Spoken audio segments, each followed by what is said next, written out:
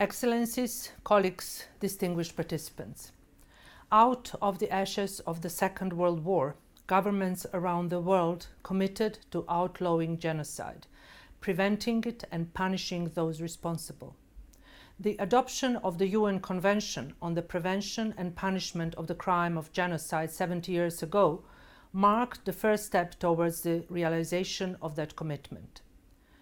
But in the decades that followed, in many parts of the world, governments and the international community have failed to live up to that commitment. Genocides never happen by accident. They begin well before they occur. They start when human beings are singled out because of their identity. They take shape with a public discourse that dehumanizes the other and marginalizes critical voices. They take their final form in deliberate extermination or other acts intended to destroy a group of people, acts that all too often take place under the eyes of a passive international community.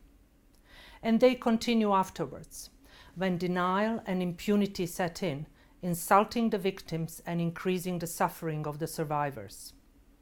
As we mark the International Day of Commemoration and Dignity of the Victims of the Crime of Genocide and of the prevention of this crime, we should remember to treat all the victims as our own, no matter their origin or identity. We must acknowledge the suffering of the survivors and of the victims' families.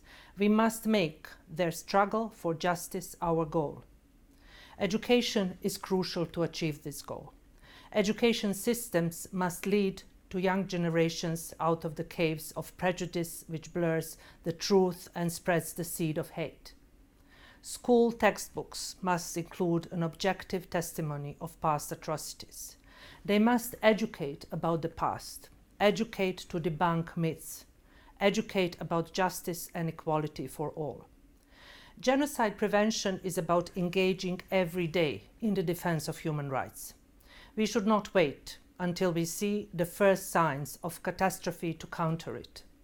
As Commissioner for Human Rights, I will continue pressing governments to do more, to build societies more resilient to the germs of hatred that breed genocide.